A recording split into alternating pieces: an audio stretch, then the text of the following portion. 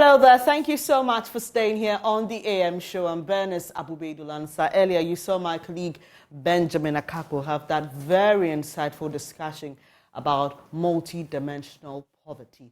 And what a way to move the conversation on, because one of the ways to end poverty is by creating jobs and providing entrepreneurs the capital and the opportunity to do so. And as you are aware, today's world is a fast-paced one. There's technology, there's innovation, and everything is moving so fast. And for businesses to stay at the cutting edge, there's certain skills that are needed, and these happen through training, retraining, and continuous training. And these people or these businesses that are skilled will stay at the cutting edge and remain winners. This morning, I've been joined by Dr. Fred Che Asamoah. He is the Director General, the Commission for Technical and Vocational Education and Training. And if you may recall, I had him here some time ago to have a conversation about a certain grant that the Commission and government have come together to establish, which is to support businesses. It is the Ghana Skills Development Fund, and we're getting a quick update on it from Doc this morning. Hello, Doc. How are you? Great to see you. Good morning, Bernice, and nice meeting you here too. And good morning to your viewers and those that will be listening as well. Great. So let's talk about the Ghana Skills Development Fund. For starters, just in case this is the first time somebody's hearing about it, what is it about and why was it established? Okay, so the Ghana Skill Development Fund is a competitive fund or grant that is given to enterprises, associations, training institutions to make sure that their skill gap can be taken care of, or in the quest to improve on productivity and also increase employment, sustainable employment.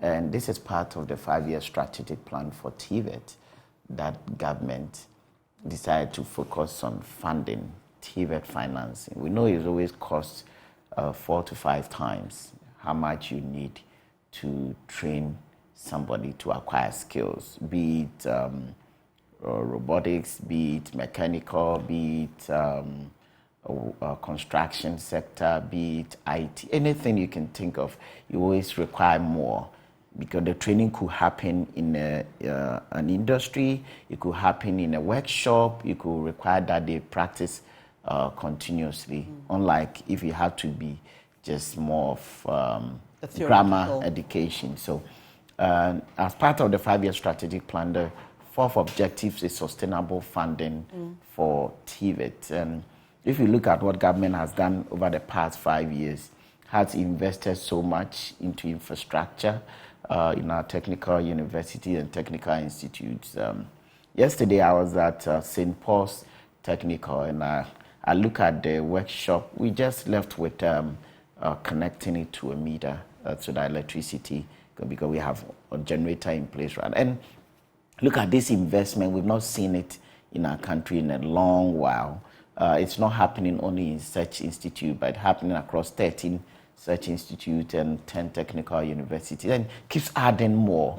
We're talking about investing in free TVET, where now, just this year, over 50,000 learners have been admitted into TVET. We moved from below 20,000 prior to 2017 to over 50,000 now. So the cost for TVET is high. If you look at the consumables, the amount going to TVET schools, it's not enough, but we need to move towards adding more.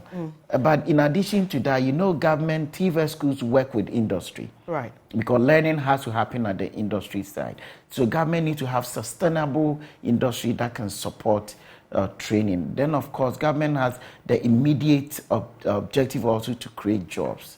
And so with the Ghana Skill Development Fund, it's part of the Jobs and Skills Project, because whatever we are doing now is looking to the multidimensional poverty. And we're talking about things we could do is to look at housing, is to look at food, is to look at transportation, health and education. government is working on education, is working on health, but what needs to help us to be able to improve on our housing, affordable housing, is to make it the skills that requires to invest there. If you talk about food, if you can get a lot of young ones to go into mechanized agriculture, we can create more food and reduce the cost of food and other. When we talk about transport, we need the skilled people to be able to boost the local transport or auto industry to make transportation affordable, in addition to other things that government is doing. So as part of the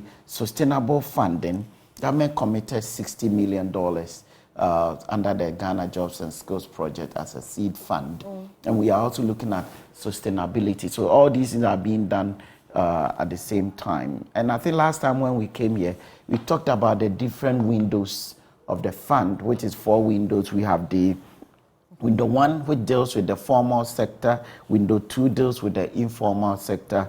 Window 3 deals with training, innovation, and greening grants, because we want a sustainable planet to live on. Then Window 4 deals with science and technology grants. Okay. So these windows we opened the first call for proposal, and we had over 2,000 applicants that applied. We did a screening of the concept notes, and we came out with about 490, which went further to do the detailed proposal. And now the detailed proposals were evaluated, and those that qualified moved on to do the due diligence. It's interesting what you talk about, and just to say this is competitive, and that's why people had to bring in their initial concepts, they had to be vetted, and then after that, then those who were selected had to bring in the proposal. But I'm more concerned because you say that this is to enable those that are coming out of our TVET schools or training centers to have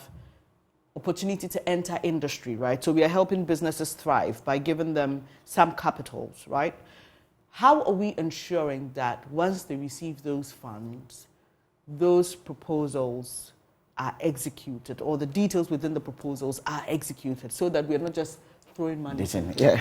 So that is the exciting part of this one. In fact, that is why we made the strategic decision not to do the official launching, but go through the first call for proposal. Right. And we needed to test our systems to see how it's working and how robust it is.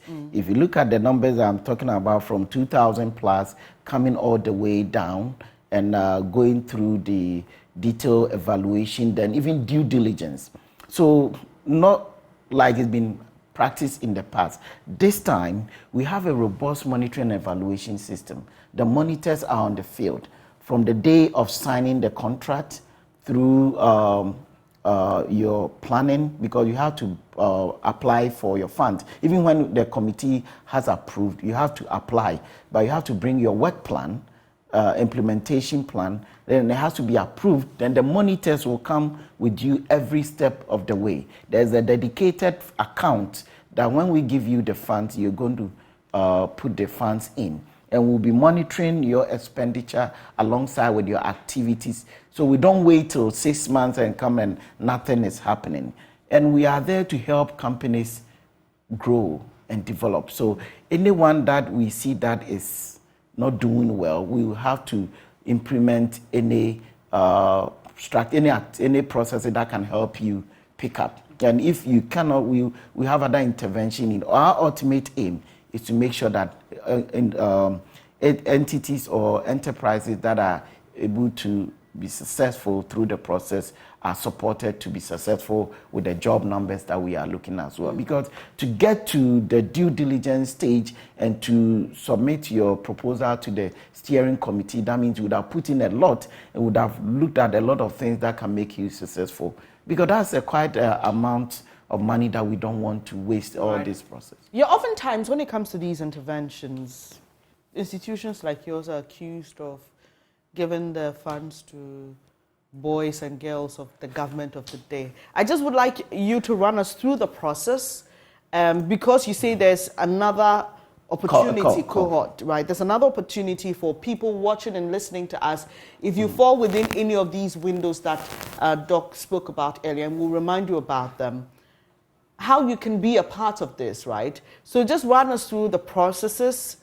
where we should look out for the call, for the opening of submissions and receiving of submissions and all that, and how you go through ensuring that this is as competitive as you want us to believe?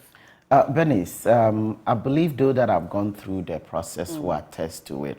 The 100, as we are talking right now, 111 applicants have been successful, and they've signed contract to that effect, and they've received the first tranche. The total amount that has been given out is in the 100 million, about 100 million, 99 something million. So let's run it off to about 100 million Ghana cedis.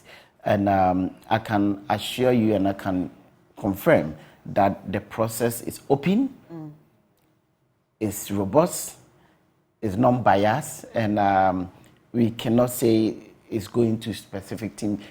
Government's ultimate aim is to create jobs. So for example, what I want you to tell us, for example, is who sits on the steering committee? Who makes up the committee? Okay, so the steering committee is made up of people from both industry and the stakeholders. So industry doesn't mean private as well. Do we have people who are detached of government influence? So they're private people who are also sitting on the committee. The steering committee chairperson is a private person who is detached of government, and the process is robust. I'll take you through. First, there's call for proposal. And how does the call happen? Is it advertised on your website, on radio, on television? How does it happen? Comprehensive. Last time when we started, I even came here. So we advertise on radio, we advertise in the news media, print media. We do outreach. We do regional outreach where we go to the various regions, the interlands, to speak to and engage our stakeholders and the whole country. So it's not just that we open a call for proposal and it's just under lock. It's open. That's why I'm here. I'm talking about the fact that the second call is going to come after the launching on the 17th. So it's open to the whole world. And we make sure that the vulnerable, the stakeholders is to cover everybody. For this time, we have a lot of proposals coming from the northern side of country and from central region. You know, central region happens to be always disadvantaged. So all the regions across the country are having beneficiaries coming in. Then we are having people with disability. We are also even giving more opportunity to PWDs and female applicants and all that. So there is a structure to make sure that we create the playing field for everybody, equity for everybody to benefit from it. So you go through the concept note, we screen the concept note, you go to the full proposal writing, we do evaluation. Then the evaluation is done by independent people. I don't know who that, so the computer just throw it out. So all the evaluators. So you evaluate one, the other person will evaluate the same proposal. If the two of you don't know yourself, if the two of you come out to say that the proposal has passed, it's passed. If you say it's failed, the other person says it's passed, it's a tie. We throw in another person to do the evaluation. If that third person says that you've passed, that means you've passed. If the other person says you failed, that means it breaks the tie. So that is a transparent, open system that everybody can have access to. Then, of course, we goes to due diligence. And the due diligence, we have officers that come to your place to go through what you have told us on paper to make sure that, yes, it does exist and it's workable. So the due diligence report is put together, then the fund management system go through it, then submit it to the steering committee.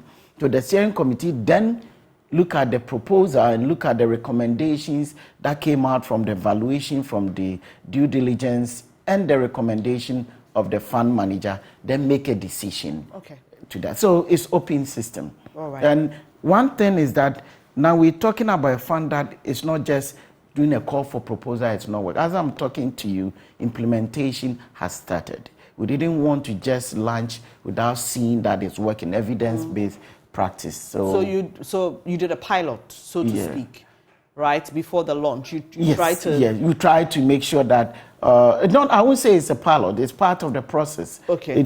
But just of course, every fund across the world, whenever you do a call for proposal, there are some lessons that you learn from your first call, and you always apply to your subsequent calls. So a lot of lessons have been learned, and it's going to be applied to the second call. And if you applied to the first call and you are not successful, that doesn't mean you cannot apply to the second call, the third call. We are looking at a minimum of 700 enterprises, entities, associations to benefit. And at the end, with the entire 60 million. Yeah, but at the end of the day, from the way things are going, we might have close to even 1,005 beneficiaries benefiting. We want to make sure that local industry benefit. If we don't allow the local industry to develop, there's no way the multi-dimensional poverty we're talking about will work. But government approach is comprehensive. We are not seeing it, but looking at what government is putting in Commission for TVET Service, Ghana Enterprise Agency, YEA, and all that.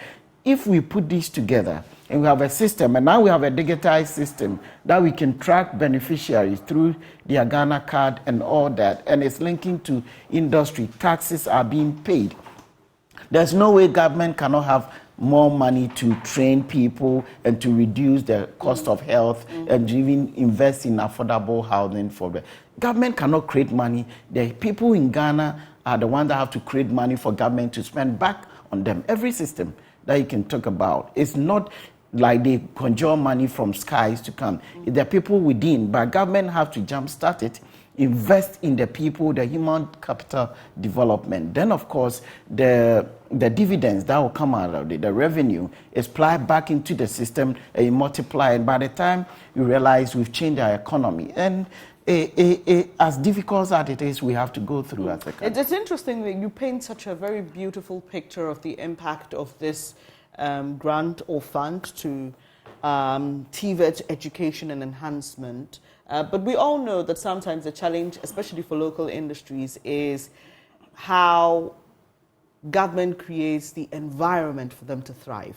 So beyond investing in the training and the skill development, are we seeing, for example, as a local entrepreneur, receiving unfair competition from external people who've invested into the country? You talk about the 1D1F, for example, and we know of a cylinder manufacturing company that has had to, just fill its warehouses with the products. I mean, that's not for you to say. It's not for me to say. I'm just bringing that in because Bernice, if we invest so much, Doc, if we invest so much in the training and skill development and do not create the environment or atmosphere that allows for our people to be given an upper hand, we would always have external investors coming in or international investors coming in to dominate the market. And that has been the story over the years, hasn't it? Bernice, I disagree with you, unfortunately. I'm sorry. No, but you don't need to apologize. You can disagree. Yeah, you see, we live in a competitive world. Okay? Somebody can leave Ghana today and get to the United States the next day morning, or probably in hours, right? Now we live in a global village that Ghana cannot separate itself. But now, what do we see? We are even talking about AFTA, which is the African Continental Free Trade Area, which is a big and huge market, right? What we need to do is, how do we make sure that we can compete? Because the world is not waiting for us. Let's talk about tomatoes, right? Now we have we are even getting, sometimes we get tomatoes from other countries, right? But what kind of grade do we need to be able to can? How much do we even invest? So all these countries that are able to produce and bring it to Ghana did not do it out of anywhere. So they do it and they bring it at cheaper prices. No, because you're here. There's so many taxes people have complained about, the cost of electricity, the cost of water. The general way of running business is so expensive. Take Nigeria, for example, Doc, and I don't want us to digress because I was like, but it's important that we factor it into the conversation. Take Nigeria, for example, the success with their local rice story. And it is because they have, zero to very little importation of foreign rice, okay? And so it allows the local businesses to thrive. And I'm saying that, yes, there are instances where you have to create competitiveness. But when you want your local businesses to thrive, there are certain hard decisions that must be taken. The government itself admits and talks about reducing importation, for example, and allowing the local producers of some of the products we import to succeed and thrive. And you see, one of the very important and difficult decision government took is to make sure this 60 million is invested. You know what? Some of the applicants into this are Rice Growers Association and the rest. Because in Nigeria, they not just get there and decide to stop importation of rice. They go to a point whereby what they were producing is enough to feed the people, so they can afford to cut it. Okay, but let's assume today, government is to cut importation of rice.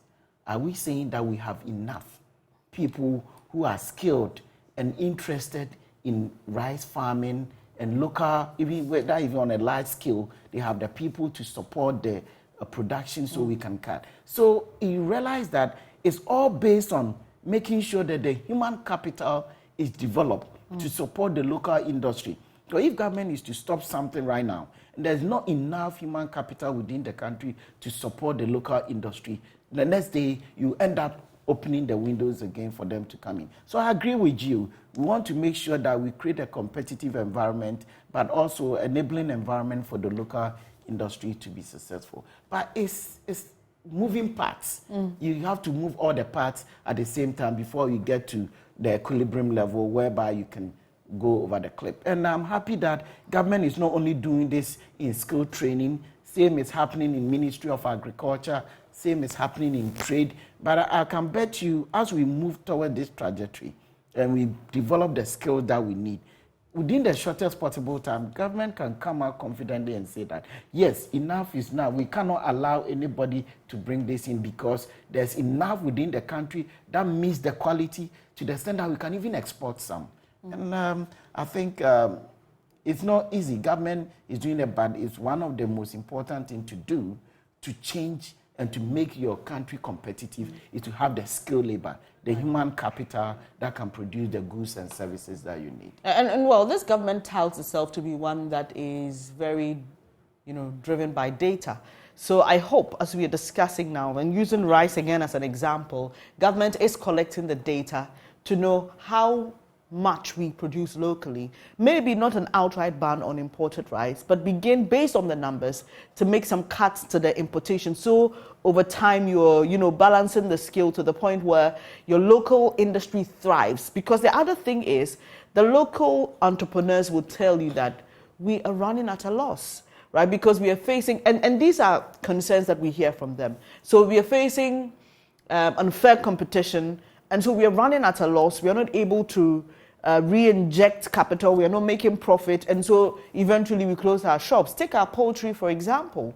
Many poultry farmers have had to shut down. So I'm only saying that government says it's driven by data, maybe not an outright ban on importation of certain products, but to be driven by that same data, to understand what the dynamics are and come up with policies based on that. But moving forward to the fund you're here to talk about, the Ghana Skills Development Fund. There's a launch happening on the 17th. Tell us more about it. Yes, so thank you very much. So on the 17th of July, we are officially launching the Ghana Skills Development Fund. And some of the things we are expecting that at the end of the day, we should have impacted the economy significantly in areas like poultry. Some of the beneficiaries in the first core, a lot of them are in the poultry industry, piggeries, we're looking at farming, we're looking at construction and all that.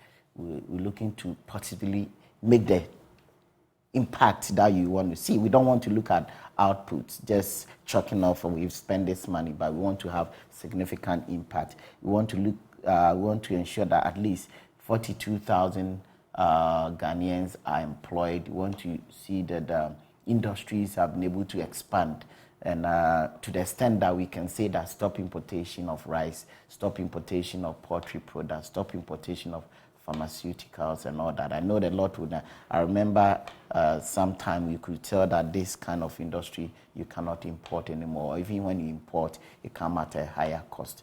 So on the 17th, we are doing official launching at the same time, and we'll be also outdooring those that have benefited in the first call. Today, from here, I'm going for steering committee. We are looking at some of the applications within the first call. We are expecting that not less than 250 to 300 beneficiaries will benefit in the first call. And as we also do. Oh, sorry. I thought you had determined that already. No, because you see, it's a process. Okay. Because I think you said about 100 of them. 111. As I'm talking to you today. Okay. You know, we have to deal with facts and data. Okay. Okay. As I'm talking to you today, 111 applicants have been approved by the steering committee. Have they received any money so far? They have. Yeah. Okay. They are. But you're going to add an additional 200? No, I told you in the first call, based on the data that I have, because even though people have gone through the due diligence, that doesn't mean that they really, because we may have to look at some things to see that they meet certain requirements, all in the quest to make them successful. So I'm not thinking all the outstanding applications that the steering committee have not looked at will definitely pass. So my question is that these people that you're going to look, whose applications you're going to look at again to make another selection, will they form a part of the first call?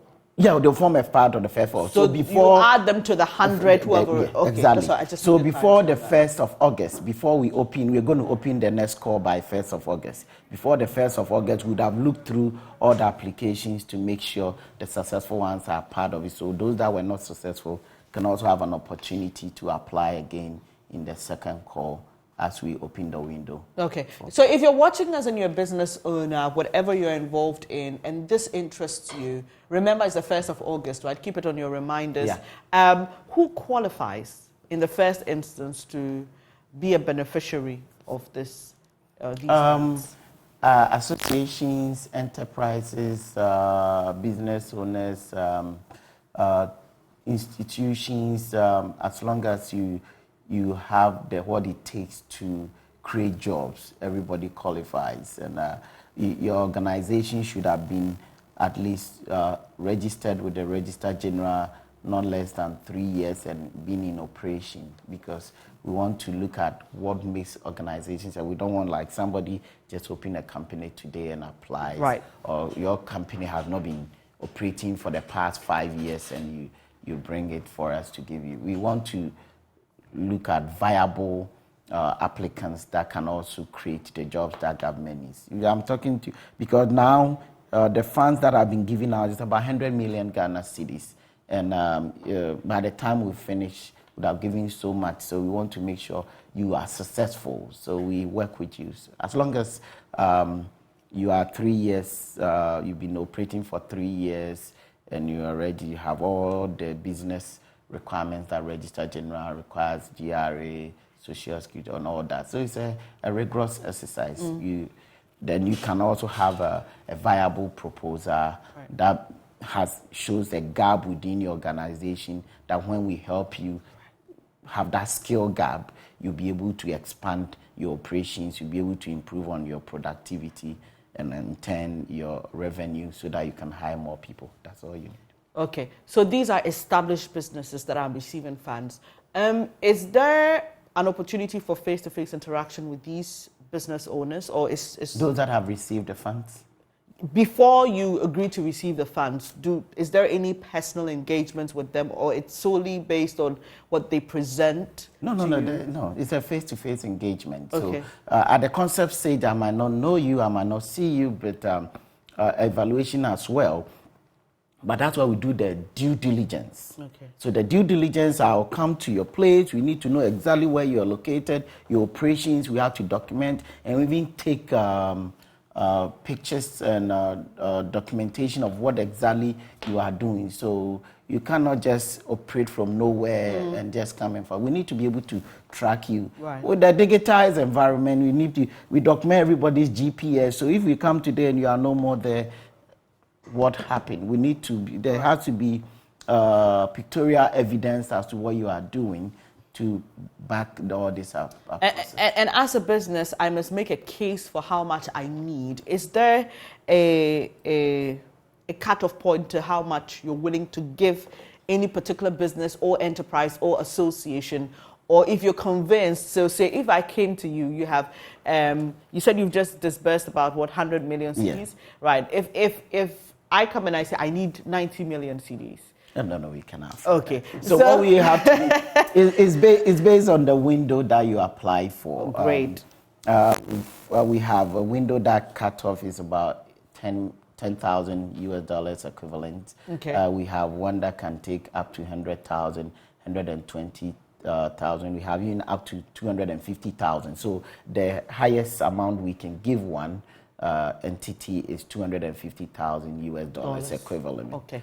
Yeah. All right. So just so you know, so that when you are thinking, you think within the limits of how much you can. And this is not a loan. This is a grant to boost what you are doing. Right. So no business is too big to fail or too big to be successful. So maybe you could be a bigger industry, but you need certain gap within your place that it could help you boost your revenue. That's what government wants to do.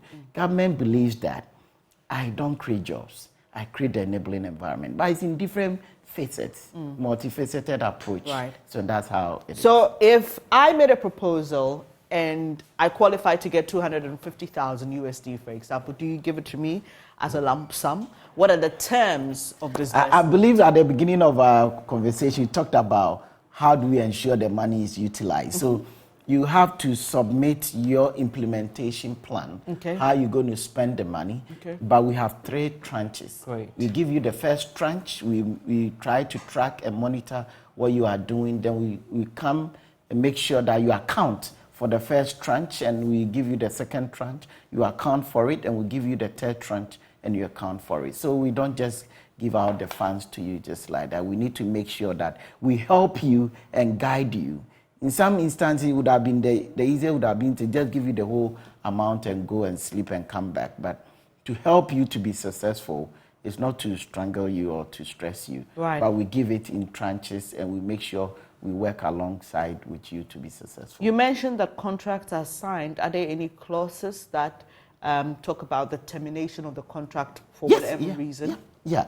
So the contract, so you have to, there are a lot of, so we take them through the contract signing process and how implementation is also going to be done. So that's another face-to-face engagement that we tend to even house them and take them through almost a whole day process before one signs. We don't want people to sign to something they don't agree to. So it's part of the process. Yeah. And I'm just asking in specific what the terms are for the termination of the contract with the entity or your refusal to, disburse the next. Yes, so we need to be able to track your progress with the utilization of the funds. If you've taken the first tranche and you come and nothing is happening, we will have to, in some instances, you will have to refund the fund back, because we don't just want to. Government, you see, if we spend this money and the jobs are not created, I believe I'll come back here and you tell me that the money has been spent just like that. Government wants to create jobs, so we want to make sure that people that are being given the funds are responsible and accountable to the usage of the fund. Right. Very interesting conversation we've been having this morning. And I'm just hopeful, as we have been charged to be, about the future of Ghana, even though we are told things may get a little worse before they get better. You believe that this is one of the initiative government it has put in place to ensure that businesses thrive and more young, skilled people are employed. I'm grateful for your time here this morning, Doc. Do you have anything, final words to say? Thank you, Bernice, for having me. But I just want to appreciate what the government is doing as far as TVET is concerned. It's never happened. In fact, we have examination ongoing and it's serialized and we are happy. The students are happy. They say it might be difficult this time, but going forward, it tells them that they have to stay and get the skill they need to support this country, because they are the ones that can move us around and make us successful, make us be able to stop some importations and all that. So we are inviting all Ghanaians to the official launching of the Skill Development Fund on the 17th of July at UPSA Auditorium. And we believe that this will go a long way to support job creation in the country. A lot is happening. We have apprenticeship that is coming, over 25,000 under the same project are going to be giving free training. You could have completed a master's degree, a PhD, whatever. You want to reskill or upskill yourself, you have an opportunity for free training. That one is also coming. So a lot is being done in the TVET sector, and we are making sure it's augmenting what government is doing in other sectors. Thank you very much. Thank you for your time here this morning, and our conversation has been on this particular fund, the Ghana Skills Development Fund that has been put together by government, working with the Commission for Technical and Vocational Education and Training, CTVET, and its Director General, Dr. Fred Che Asamoah, was here to give us the details. It's a pleasure. Thank you once again for joining us.